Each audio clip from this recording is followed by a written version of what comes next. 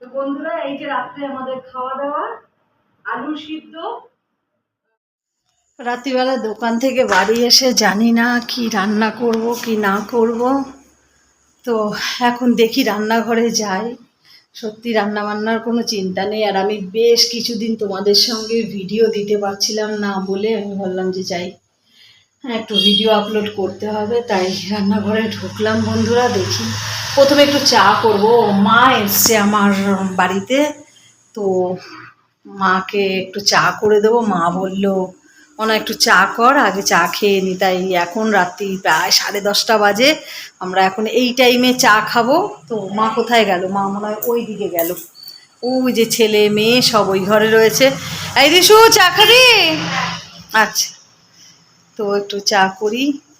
দুধ চা করতে হবে, দুধটা নেই। সন্ধেবেলায় দুধটা রেখে গেছিলাম, কিন্তু সত্যি বলতে বন্ধুরা দুধটা গরম করা হয়নি। তো এখন একবারে দুধটাকে গরমও করবো। এই যে ফ্রিজ থেকে দুধটা বের করে নিয়েছি, তো দুধটা গরম করব আর চাটা বসাই। তারপরে ভাতটা কি করব না করব দেখছি, এখনো ঠিক করে পারিনি, জানি কি রান্না করব। তোমরা সঙ্গে থাকো, ভিডিওটাকে রেডি রাখি, একবারে বসিয়ে দিই। সত্যি বলতে বন্ধুরা, রান্নার কোনো ঠিক ঠিকানা নেই, কারণ পরিস্থিতিটা মানে খুব একটা ভালো বলে, মানে ব্যবসার পরিস্থিতি খুবই খারাপ। সেটা তোমরা যারা যারা সাফার করছো সবাই জানবে যে ব্যবসার পরিস্থিতি কি। তাই আহামরি কিছু রান্নাবান্নার ভিডিও আমি আনতে পারছি না। তো ভাবলাম যে তোমাদের সঙ্গে সেগুলোই শেয়ার করি, যে আমি কি করছি না করছি।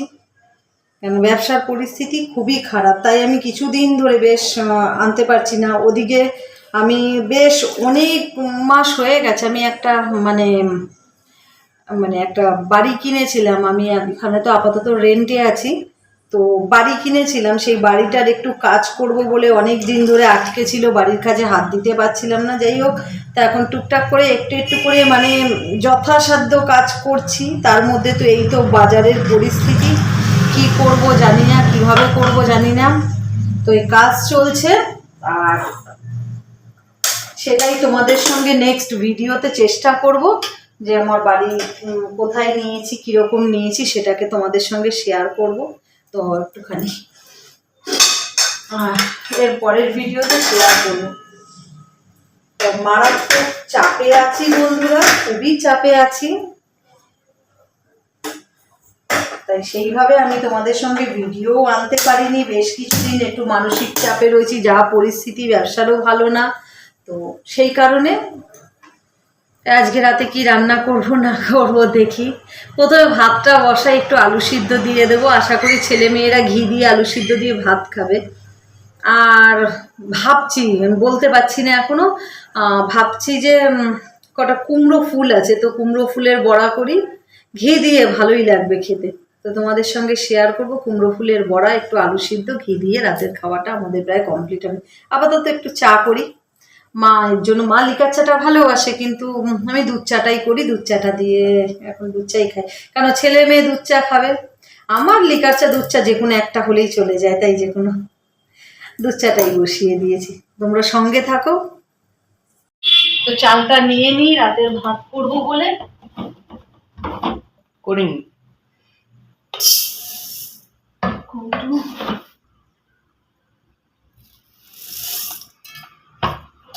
কম হয়ে গেল চালটা নেওয়া, ঠিক আছে হয়ে যাবে। চাল, রাতের চালটা নিয়ে নিয়েছি, চালটা ধুয়ে নিই পরিষ্কার করে। এই চাল ধোয়া জলটাকেও আমি রেখে দেব।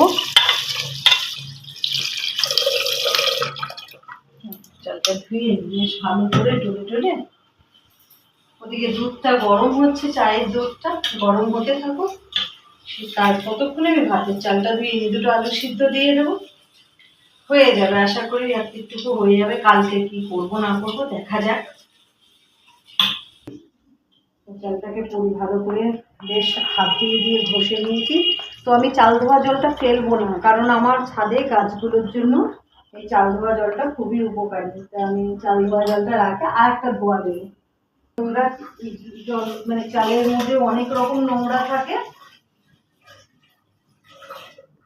আমি আরো একটা ধোয়া দিয়ে নিলাম চালটাকে। এই যে এক্সট্রা যে নোংরা জলটা এটা বেরিয়ে যাবে, এরপরে যা ধোয়া দেবো সেটা আমি বেসিনে ফেলে দেবো। এই যে চাল ধোয়া জলটা রেখে দেবো, এটা আমার গাছের খাদ্য হিসেবে কাজে লাগবে। ফেলি না, এটাও ফেলি না, ভাতের ফ্যানটাও ফেলি না, এটা রাতে রেখে দিই, পরের দিন সকালে যেয়ে গাছে দিয়ে দিই। এটা থাকলো তোলা। এবার আর দুবার ধোবো চালটাকে। দুধটা ফুটে গেছে, এবার আমি তার মধ্যে চাপা দিয়ে দিই। এবার একটু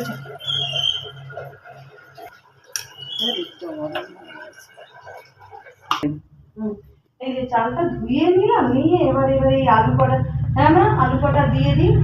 ছোট ছোট আবার কতগুলো আলু দিতে হলো, দেখ আলুগুলো কিরকম ভাবে খারাপ বেরিয়েছে।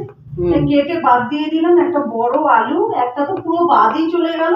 আর এই আলুটা কেটে কুটে যেটুকু পেলাম এটুকু নিই। এবার এই ভাতটা বসিয়ে দিই। দেখি ওই চাটাও মনে হয় আমার হয়ে গেছে। চিনি দিয়ে দিই চায়।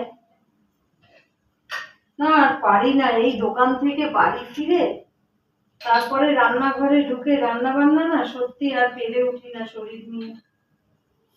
সকাল থেকে কম চাপ যায় না, তবু রান্না তো করতেই হবে, পেট চালানোর জন্য রান্না করতেই হবে। রান্না না করলে খাবো কি বন্ধুরা? আর আমার হেল্পিং হ্যান্ড নেই, তার জন্য আমাকেই সবটা করতে হয় বাড়ি এসে। হ্যাঁ দিনের বেলায় আমার বোন এসে কিছুটা হেল্প করে, সেটা দিনের বেলায়, কিন্তু রাতের টাইমে সবটাই আমাকে সারতে হয়। আর আমাদের একটু খেতেও রাত্রির হয়, তাই এই 10টা সাড়ে 10টার সময় একবার একটু চা খেয়ে নিই। আমাদের খেয়ে উঠতে উঠতে প্রায় 12টা সাড়ে 12টা 1টা এরকম হয়ে যায়। সবাই যেমন আমি দোকান থেকে আসবো রাত্রি 10টা সাড়ে 10টায়, তারপরে দোকান থেকে এসে রান্না বান্না বসাবো, ঘর দুয়ার পরিষ্কার করবো, গুছাবো।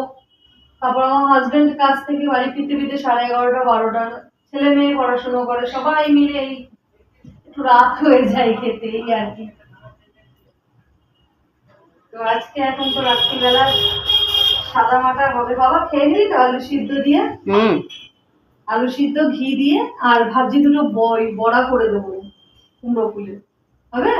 ওটাই ভালো খাওয়া। আচ্ছা তাহলে খুব ভালো, আমার লক্ষ্মী ছেলে। রাতে এই দিয়ে খাওয়া হয়ে যাবে। দুধটাও ফোটানো হয়ে গেল, তাড়াতাড়ি কাজ মিটে গেল। চাটা করে নিয়ে যাই। দিদা কি করছে? মনে হয় টিভি দেখছে। টিভি দেখছে? আর দিদি ভাই? দিদি ভাই ওখানে ফোন দেখছে। আচ্ছা আচ্ছা, চাটা হয়ে গেল। 4 কাপ চা করলেই রাতে হয়ে যাবে। 4 জন আছি, অল্প অল্প করে চা করে নিলাম।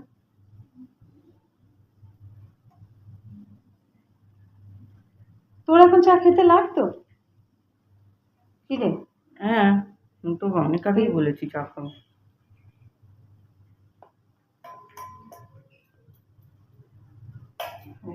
চা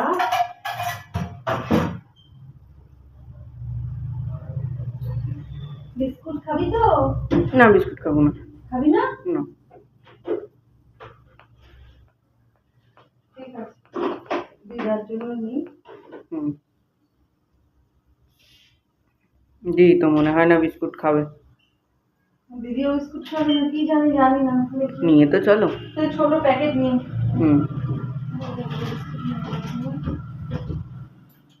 একটা মেরি ছিল না? হ্যাঁ এই ছোট প্যাকেটের মেরিটাই কাটি, বড় প্যাকেট তাহলে এখন খুলে লাভ নেই।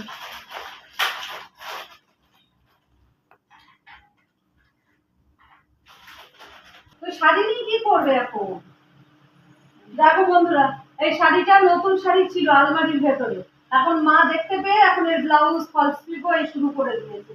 আমার তো মনেই নেই যে শাড়িটা আলমারির মধ্যে ছিল। এখন মা বলছে শাড়িটা আমাকে ভালো লাগবে। শাড়িটা কেমন লাগছে বলো, আমার মাকে মানাবে কি? শাড়িটা কিন্তু সত্যি সুন্দর না? কতটা সফট, ভীষণ ভালো লাগছে, একদম সফট ম্যাটেরিয়াল না, ভীষণ সুন্দর লাগছে। না মাকে মানাবে। আরে তোমার এখন পড়তে হবে না, তুমি পরে পড়ো, খারাপ লাগবে না। দেখো তাহলে উঠছে না, দাও নাও চাটা খেয়ে নাও, পরে তুমি এটা বানিয়ে পড়ো, যে ব্লাউজ বানিও। নে, চা খেয়ে চা খেয়ে বাবা, তুই চাটা খা। খাচ্ছি, খেয়ে নাও তোমরা। আজকে ঠান্ডা হয়ে যাবে, কাল কখন বেরোবি? আচ্ছা, সকাল 6টায় বেরোবি? 7টায় বেরোবো, 7টায় বেরোবি? পরীক্ষা কটা দিয়ে? ঠিক করেছো কোথায়? New market. ও মা, ডেকে দিতে বাবা? না, সুপর্ণাকে বলেছি ফোন করবো। সুপর্ণাকে বলেছিস? 5টায় ডেকে পরীক্ষা। দিদা ডেকে দিতে পারবে, দিদা সারাদিন এমনি ঘুমায় না, রাত পাহারা দেয়। না, ওকে বলতে তুই কিন্তু ফোন সাইলেন্ট করে ঘুমাবি না একদম। তো 7টায় বেরিয়ে যাবি? আর কটা পরীক্ষা বাকি? বাবা, এত কষ্টের পরে তারপরে যদি মানুষ চাকরি না পায়।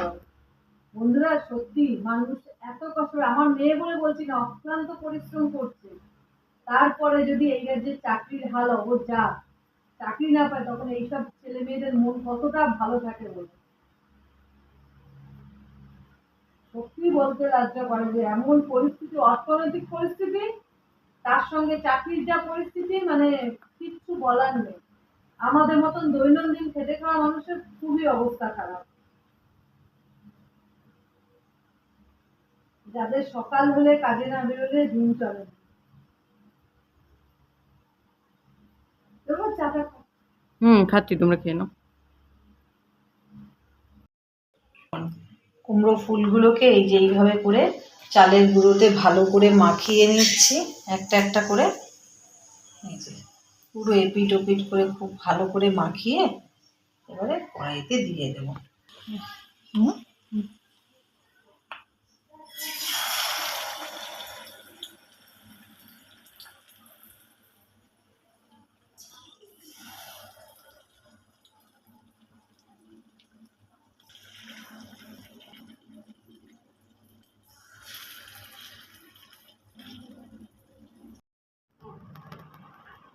ঘি দিয়ে দাও সবার পাতে।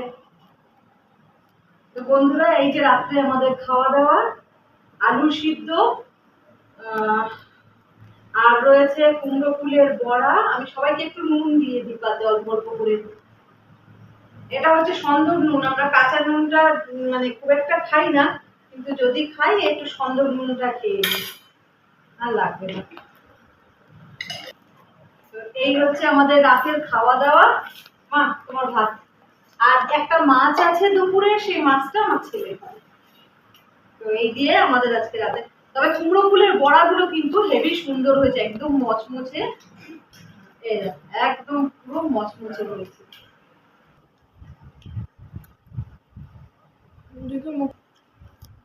বড়াটা কেমন হয়েছে? ভালো, একদম মচমচে বড়া হয়েছে, খুব সুন্দর বড়া। চালের গুঁড়ো দিয়ে এইভাবে বড়া করো, খেতে খুব ভালো হয়। তো আমরা রাতের খাবার দাবার শুরু করি। বন্ধুরা, শুভরাত্রি। নেক্সট ভিডিও ব্লগে আবার দেখা হবে। টাটা।